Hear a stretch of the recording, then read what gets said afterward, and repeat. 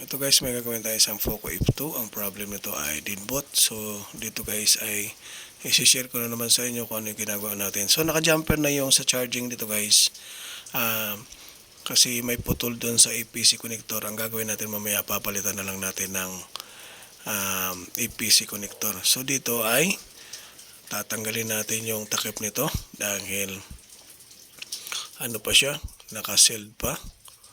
So, ang problem niya, pag charge mo ay 0.4, hindi na siya nagtutuloy.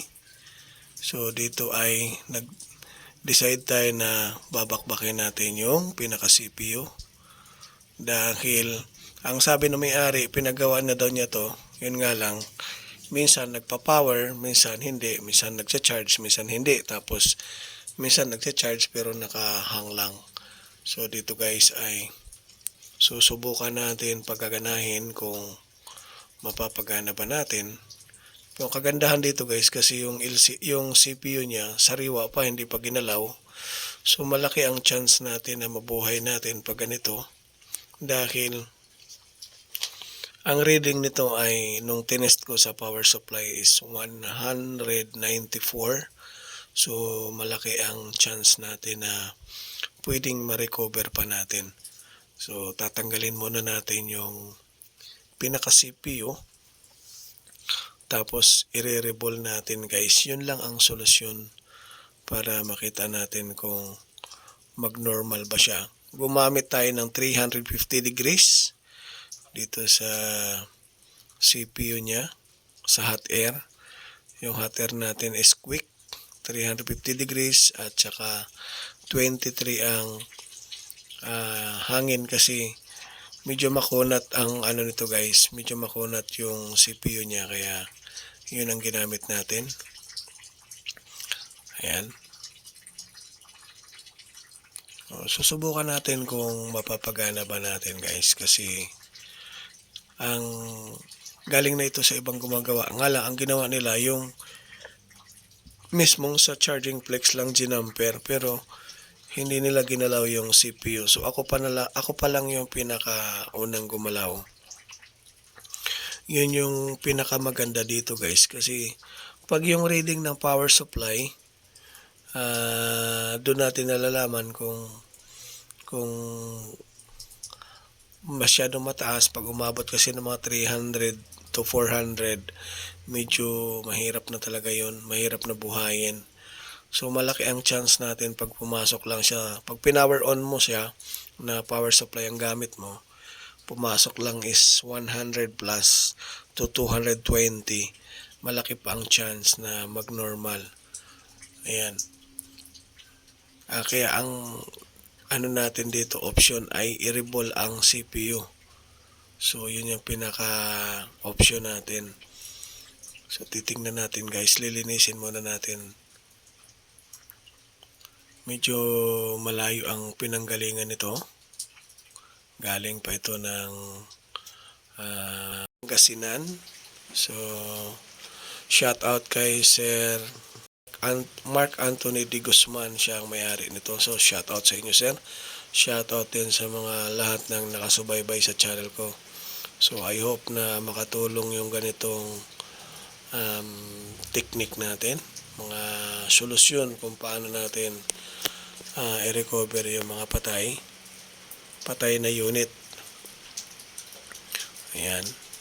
So the same pa rin yung current na gamit ko dito guys, yung 350 yung heater, tapos 23 ang init yung hangin.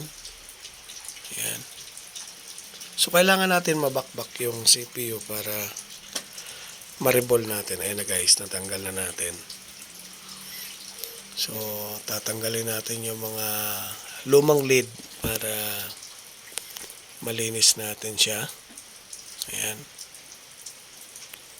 So, pinaka-importante yun guys na malinis bago tayo mag-reball kasi hindi pwede yung may mga dumi-dumi na nakasabit. Kasi pag andyan pa rin yung dumi, medyo mahirap yan. Hindi natin mapanormal yung takbo. Kailangan maganda yung CPU, malinis na malinis bago tayo mag-reball. So ayan. Medyo umuulan dito sa amin. Medyo maingay. Ayan. So, kailangan dito guys, pulido talaga siya, malinis sa malinis. Yung mga sekreto dito guys, sa mga kapwa ko technician, may mga sekreto sa CPU.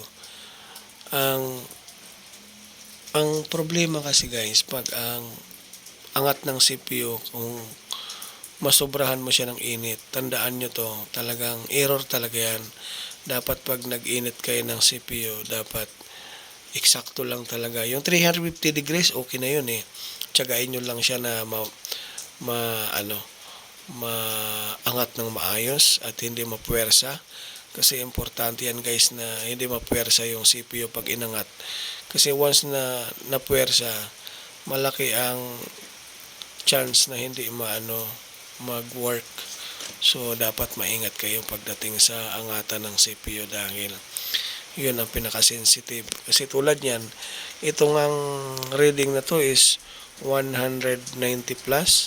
So dapat talaga to gagana. Kung may mali ako dito guys, pwedeng hindi to gagana. So yun yung pinaka-error natin. So ang pinagbabasihan na lang natin dito guys, depende sa galaw ng technician, dapat maingat talaga siya. Kasi siyempre yung CPU ay galing na sa may error, galing na sa may sira. So, ang huling pag-asa na lang dito guys ay yung technique ng technician kung paano talaga siya ingatan ng gusto na hindi ma-damage yung CPU. So, yun yung pinaka-solusyon natin na hindi siya masobrahan ng init. Dapat kalkulado talaga siya na normal lang yung hindi siya masobrahan talaga, yung di ba mabugbog, parang ganon. So yun yung ginagawa natin. Na pangalawa, yun sa pag-revolve, kailangan talaga pulido, tama lahat, at pantay, pareho ang laki. Kasi pag nagkamali tayo dun sa pag-revolve, yung hindi tama ang laki at hindi tama ang sukat. So pag nilapag mo yan guys, pag ganun, hindi talaga gagana. So error yun.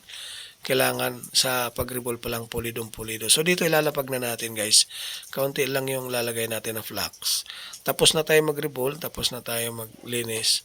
So ilalapag na lang natin. Kaunti lang yung flux na nilalagay ko dito para iwas na gumalaw. Pag marami kasi tayong flux na nilagay, so starting dapat hindi mapagalaw yung IC. So habang iniinit natin, antabayan na natin na kumapit na siya. Pag kumapit na ng husto, saka tayo magdadagdag ng flux. Ayan, nilagay na natin. So pag kumapit na siya, kapit na, doon na tayo nagdadagdag ng flux para mas lalo siyang lumambot. Yun yung pampalambot ng lid para kapit na kapit talaga siya doon sa motherboard. Ayan. I hope makita ito ni Sir Mark. Mark Anthony de Guzman. I hope sir makita ninyo yung unit na ginagawa natin. Ayan. Nilapag na natin yung CPU. Yung pinakaunang CPU to guys, tapos sunod natin yung ibabaw. Yan, nagdagdag na tayo ng flux. Kaunti lang inalagay natin muna. So, naantay natin na lumambot. Yun yung procedure ng guys, para hindi tayo mahirapan. Tapos magdagdag tayo ulit. Yan, dagdag tayo. Para mas lalo pa siyang kakapit. So, gagalaw ng gusto yan guys. Pag gumalaw yan sa loob, automatic kakapit niyan sa motherboard. Yan. Tapos aalugin natin ng kaunti para matest natin kung gagalaw siya. Pag gumalaw siya, ibig sabihin kapit na yan. Ayan. Gumalaw na siya guys. Yan yung mga procedure na ginagawa natin para malaman natin kung yung nilagay natin IC ay kumapit ba siya o hindi. Pag matigas kasi, ibig sabihin hindi pa yung kumakapit. Pero pag malambot na yung galaw mo, lumalambot siya, ibig sabihin okay na yan. Ayan, kaunti pa rin yung ilalagay natin dito. Ayan.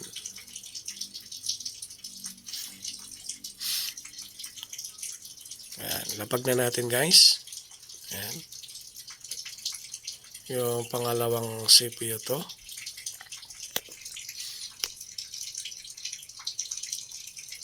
Medyo matagal talaga pag ganitong ganitong trabaho kasi medyo masilan.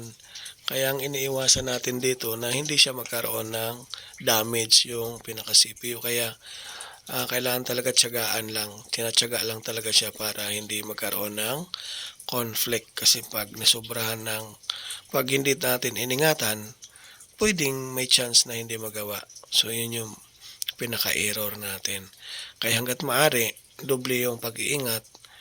Kaya mahirap talaga yung iba, yung mga ibang customer guys, hindi naman sa kala siguro nila madali lang yung trabaho ng technician. Hindi po madali, mahirap po ang trabaho ng technician. Tapos sisingilin mo napakamura, napakababa ng singil mo, tapos ang hirap ng trabaho, mainit. So hindi po biro. Kaya talagang sacrifice yung oras na ginugugol ng mga technician dito. So dito natin malalaman guys, I hope na maintindihan ng mga customer na ganun, hindi biro yung ganitong trabaho. So titest na natin para malaman natin kung magcha-charge, magpa-power. So wala tayong ibang ginalawa dito kundi yung sa mismong CPU ang nirevol natin.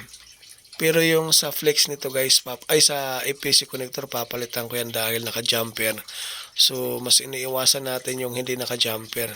Mamaya papalitan ko yan. So ayan na, nag-charge na siya. Power on natin. 1% pa lang siya guys, pero pwede na i-power on to.